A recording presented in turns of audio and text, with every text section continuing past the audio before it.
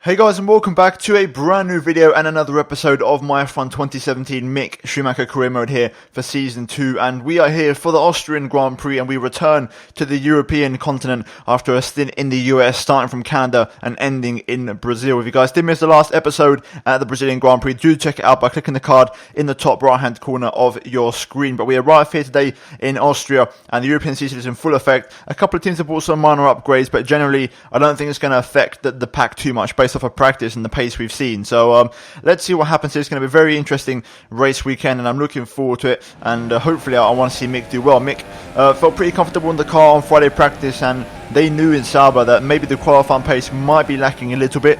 However, they know in race pace they've been so strong all season in the Sauber car that they can definitely pull it back, especially around this circuit. So straight away in qualifying, you can see on the lap currently, it's a very short lap, Austria. You've got to be very careful. Any mistake, you're going to really suffer from it because there's not much place to really recover that lost time. So you have to make sure you get a lap absolutely perfect. Only 9 to 10 corners around this circuit, and you've got to get absolutely right every single one of them. Otherwise, your lap is going to be pretty poor. And you can see there Mick just missing the apex a little bit for turn 4 already there, and the little sort of small details which ultimately do cost you a lot of lap time. Alonso currently leading the way in the Porsche and pulling away as far as I can see, and Mick currently trying just to hold on. He's trying to see if he can get into that top 10, but in the last couple of races teams have brought so many upgrades and Sauber just cannot keep up in qualifying anymore, and it's a real struggle and a real challenge to get anywhere near the top 10. And going for the final corner now, Vettel actually snatches the first place right at the death from Alonso,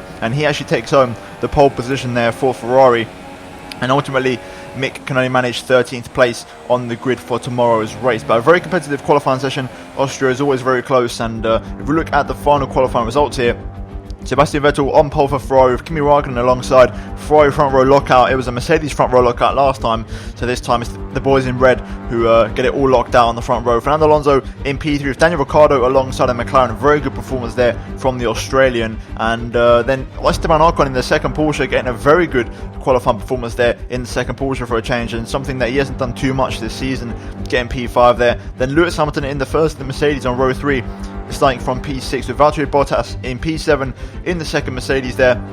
And ultimately Mercedes just struggling for pace around here. They couldn't really get that last edge of pace that they need and what they normally find in Q3 to really find that extra time. So Mercedes was struggling big time here. Stoffel Van Dorn in the second McLaren P8, quite a bit back from his teammate Daniel Ricciardo, with Pierre Gasly and Max Verstappen running out the top 10 with both of the Red Bulls really struggling for pace around the circuit. In terms of the second half of the table, is an all-Haas sixth row of the grid with Grosjean leading his teammate Kevin Magnussen there. Once again the Haas cars going very well around this circuit. Then Mick Schumacher in the first of the Alfa Romeos P13 as we saw in the qualifying lap there, with Nico Hülkenberg in the first of the Renaults with Carlos Sainz just behind in P15. Then it's both Jaguars 16th and 17th for Charles Leclerc, only P16 there in the Alfa Romeo. Pretty poor qualifying from Mick Schumacher's teammate, then struggling to really get a decent lap together with finally both of the Williams cars of Verlaine and Lance Stroll at the back, but Lance Stroll especially quite a considerable margin away from his teammate there, who put in a really good lap. Overall, that is your top 20 and your grid for the race, and now it's time for the Austrian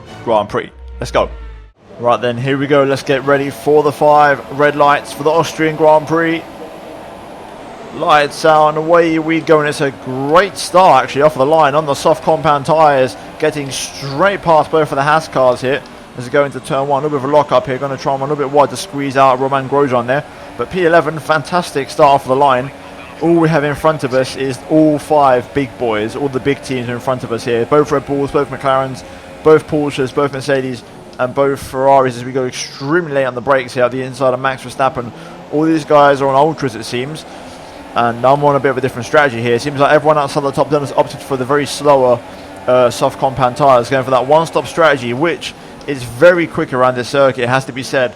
The one-stop over the 2 is an extremely powerful strategy, especially if your pace is strong on these soft compound tyres, and that's exactly what I'm aiming for it to be. So we're going to sail into this race. There might not be an incredible amount of overtakes just because of the nature of the race. I feel like we have the pace to sit in P11 quite comfortably, and we're not going to really chase the guys in front, realistically speaking. So this might be a bit of a slow burner, 36 laps ahead of us, but the race might come alive in the second half once we do come in and we get those ultras on the car in the second half of the race. So I'm looking forward to it. For now though, let's just settle into this race, see what the race pace is like, and just take a lap by lap and try and see if we can keep up with these guys.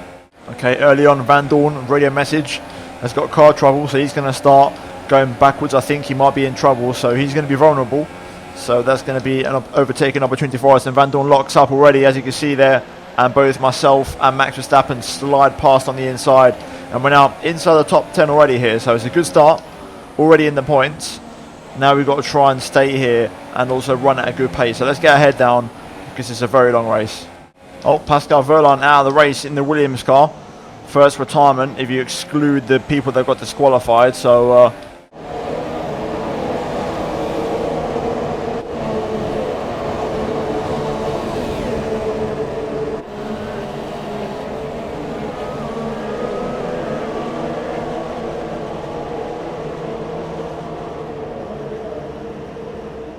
so far pace is good.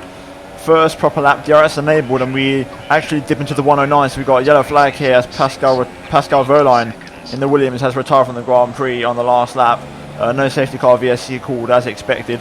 He's pulled off quite nicely to the side of the road there, but right now we're keeping up with Verstappen here, not too badly actually. Race pace is definitely looking a little bit more encouraging than qualifying pace, and the good thing about this tyre is it just gets better and better as the laps go on, so let's see if we can keep within the DRS range of Verstappen. That'd be pretty good. Oh, another yellow flag behind. We improved to 109.7. I feel like one of the Haas cars might be retiring here. We've got battles going to turn 1, a safety car deployed.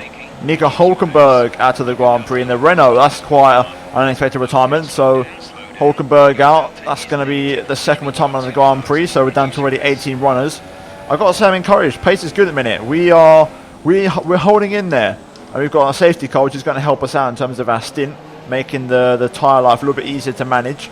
That also though might encourage some of the guys in front of us to maybe convert to a 1 instead of a 2. This soft tyre is by far the best race tyre for this circuit, so those who have started on it need to really make it, put it to good use and make it count. That's exactly what we've done, but let's see if anyone does actually come in for an early stop here. I'm curious. And we do indeed have a couple of cars in the pit lane here, as I expected. A couple of early stoppers, Sebastian Vettel in, and also Fernando Alonso in the Porsche, who I believe was leading the race. So early stoppers there. Interesting. Will they try and now convert to a 2-stop? Maybe there might have even been a 3-stop actually. So interesting strategies here. Right then, time for the restart. Safety car in this lap. P8 as it stands. If we can keep up with our pace we was doing just before the safety car, we're going to be doing pretty well this race, I think. We've got some good race pace underneath us, and there's a lot of potential here. So let's try and get down to business. Let's keep up with that pace. Let's not lose our focus. Get straight back on it and try and keep up with this train of cars. The longer we keep up with these guys, the better our race will be. So let's get our head down and crack on with it.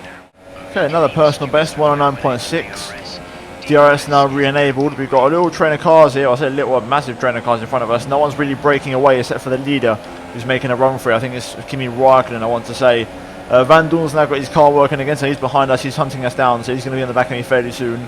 But again, I don't feel under pressure. I think I can keep. I feel confident that I can keep him behind me. So right now we've got the Porsches actually scrapping it out in front here, which is forming this train. I think one of the Porsches might have a bit of a slow car or a problem, which is not the first time this season where we've seen in race trim they don't seem to go all that well. And actually, no, it might be Bottas. I can see Bottas there.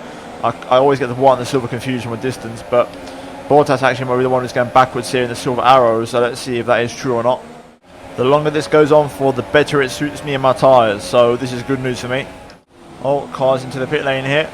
Now we've got the original pit stop laps for most guys, so we're going to get promoted a few places, and this is what I'm saying. We haven't even stopped yet, and we're going to be pretty much a pit stop ahead of these guys, and we're only on a one-stop strategy, so there's real potential this race to do really well. Even though we qualified P13, the race pace is absolutely phenomenal, and the strategy, the one-stop around here is so powerful, so you might see a bit of a different top 10 coming in the Grand Prix, but right now we are looking very good and very quick actually. And I wouldn't say I fancy a guy at Verstappen. I want to see a performance in clean air now that he's got no traffic, but we are quick. Now Verstappen comes into the pit lane, so that's going to release me to some clean air. That was a little bit closer than expected, but I'm going to get DRS off of Max, which is good. We're going to get promoted to P4. No one else in the pit lane for now. Another personal best. Pace is good. Let's keep this up. Okay, Stoffel comes in, as does Valtteri Bottas, so we're now going to be in clean air in P3. Now is when these are the laps that count now. We've got to try and go as fast as we can and really run at a competitive pace in this clean air. We've got very good tyre at the minute. Tyres are fine. I can manage this. We're going to be looking very good on these for a little while, so let's keep pushing here and setting some good pace. Okay, Raikkonen and knock on the last two guys to pit. I've now come in another personal best, and that was in no DRS assistance whatsoever. So it goes to show that we do have some good pace, and like I mentioned that before, these tyres get better as they get more worn, and you can still keep on pushing on these, even into the 30 and 40% wear. So a lot of confidence. We're leading the Austrian Grand Prix, and we're going even faster still. We match our personal best almost identically to the 1000th. Someone's retired behind us, a yellow flag. I wonder if it might be Magnussen. Right now though, Alonso's not even really catching me, and he's on semi-fresh ultras, so this is looking very good so far. Another personal best, 109.4. I reckon I can still go faster yet into the 0.3s. Very comfortable. I'm not really, I wouldn't say I'm pushing in terms of I'm on the limit. I am pushing a little bit. I'm comfortable though. I'm sort of leaning on the tyres and what they have to give me. I'm not asking more than that. Right then, just over half race distance now. We match our 109.4 once again. Alonso slowly catching me, but it's the margins are so fine, so we're looking very good at the moment. These tyres are phenomenal. Like I mentioned, it's a phenomenal race tyre, and it's so reliable and consistent. So I like to stay on these as long as I possibly can, to be honest. Right, Alonso comes in. So realistically, we're racing Alonso here. I think he was about 1.5 behind me. I'm scheduled to come in on lap 22, but the thing is, I don't really want to come in lap 22. I want to try and go a little bit longer, because I know the supers and the ultras, they're not as consistent with it's pretty much just standard tyre wear. This tyre is just so nice to race on and consistent that I'd like to stay on this one for as long as possible. So I might try and go to like 23 or 24. Also that way I'm safe in terms of tyre wear. So I'm thinking probably around lap 24 I want to try and stay on this tyre for. First little lock up there, just a little bit deep into the hairpin. That was the first sign the tyre just starting to let go. If you look at the wear, they're all pretty much pretty equally, all on 41 except for the left rear. So tyre wear pretty consistent, but there was the first little sign that the tyres are just starting to go a little bit. Yeah, another personal best at 109.1. That was a massive improvement that lap. Nothing special, it didn't feel anything special, but the car's still got pace in it. It's amazing. These tyres are just so good. Right now we're very comfortable. Need I say more? We could probably run to lap 36 with these tyres. Right then, into the pit lane. Let's get ready for our first and only stop of the Grand Prix. Keep it just about inside the white lines. Really attack the pit entry. A little bit wide, but nonetheless, still a good entry there. Get it slowed down, don't speed. And there we go. Overall, phenomenal first stint. One of the best stints of our all season. A whopping 24 laps of sheer consistency and very strong race pace. But we're now going on to the ultra soft compound tyres. And let's see if we're in this motor race. Right now, we're looking like a podium contender here. We're P2. Here is Pierre Gasly on the super soft. So we're down to third place for now. And that is where we're going to rejoin P3. I mean, look at that. That stint was phenomenal. Regardless of whether we're in a 1 or a 2 stop, it just worked out beautifully for me. And we are comfortably in P3 here on fresh ultra soft compound tyres. And we have so much fuel to burn as well. I am looking forward to bringing this one home. This is going to be a very enjoyable final stint. Let's get it. Let's try and get that second place off of Pierre Gasly if we can. Or not, because Pierre is actually coming in. So we're going to get that position without having to actually overtake him. So we're now going to inherit second place. Raikkonen is up the road. Could we catch him? I wonder. Right then, we've got some pace. Fast up of the race, 107.8. We've got the pace here. Let's catch Kimi. Another fastest lap, once again, 107.8. We are catching up to Raikkonen here. And I'm still saving my rich mix. So I've still got plenty of fuel in the tank here. Okay, now it's time to unleash the full beans. Let's go. 3, almost 4 laps of rich mix. Let's really try and pick up the pace now. There we go. The rich mix is working for us. Stoffel Van Dorn retires. We improved to 107.7, and we have a safety car or a virtual. I'm not sure. It's a virtual safety car, so it's going to allow us to save a little bit of fuel and recover that bit we used in that last lap. But we are very close to Kimi now, and we still have 6 whole laps to catch him. Here we go. We're within DRS of the Iceman. I feel bad in a way because Raikkonen hasn't won a race in ages, as you know, in real life. And now also in the game, the one chance he's going to have to win a race, and I'm going to steal it from him. But, you know, you got to do what you got to do sometimes. So here we go in the slipstream of Kimi. We are comfortably the fastest around the circuit. We've still got a lap left of rich mix, so that should be enough to get him on this straight. Going to go late on the brakes. Sharp apex into 3 on the power. Not the best exit. First signs that these ultras are starting to fade, but we are going to get in the slipstream here and gain and gain and gain on the Ferrari. Down the inside. Late move, late in the day. Squeeze them out, and there it is. Plenty of grip on these ultras, and it's a very nice late braking bold move a la Daniel Ricciardo, and we're into first place of the Austrian Grand Prix after starting from P13. What an incredible turnaround. To Kimi's credit, he's stuck with me. He's not letting this one go without a fight. Now into the last lap of the Grand Prix, just bringing it home. Ever since I knocked it down from Rich Mix, we've lost a little bit of pace, but we've still got enough to comfortably stay ahead of the Iceman. So let's bring this one home. And there we go then. We've managed to survive all the DRS zones and straights. Now for the final couple of corners. It's been a very good race. It's absolutely flown by in a breeze, to be fair. But it's been a dominant performance. Very enjoyable one. The car's phenomenal. And Mick Schumacher's going to come home to win his 3rd race of the season. Wow. Out of 10 races this season, Mick has won 3 of them. That's almost a third. You have to start asking the question, is Mick a genuine championship contender in the Sauber Alfa Romeo? So looking at the final race results, Mick Schumacher wins the Austrian Grand Prix from P13 on the grid. Kimi Räikkönen in 2nd place, just missing out on the win, unfortunately for him, and his winless drought continues. Esteban Ocon brings home a first podium of the season for himself after a pretty miserable season and being pretty much dominated by Fernando Alonso. He brings it home in P3 on the one-stop strategy, and then Bottas also in P4. Everyone in the top 4 on the one-stop strategy, and now we have the 2-stoppers, beginning with Fernando Alonso, who was the net race leader at the time. Daniel Ricciardo P2 in the McLaren, which in this case is P6, and then we have Pierre Gasly and Sebastian Vettel in 7th and 8th. Charles Leclerc in P9, scoring a point there from P18 on the grid as well. Phenomenal drive from both of the Saubers today. My teammate as well from 18th to 9th. Charles Leclerc, really good job, and Lewis Hamilton only in P10 in the second in the second Mercedes there, and on the 2-stop strategy again. Verstappen P11 actually just missing out also on the 2-stop strategy there. So like I mentioned all race long, the 1-stop key strategy here, 2-stop almost suicidal. But in the Drivers' Championship, Fernando Alonso leads the way.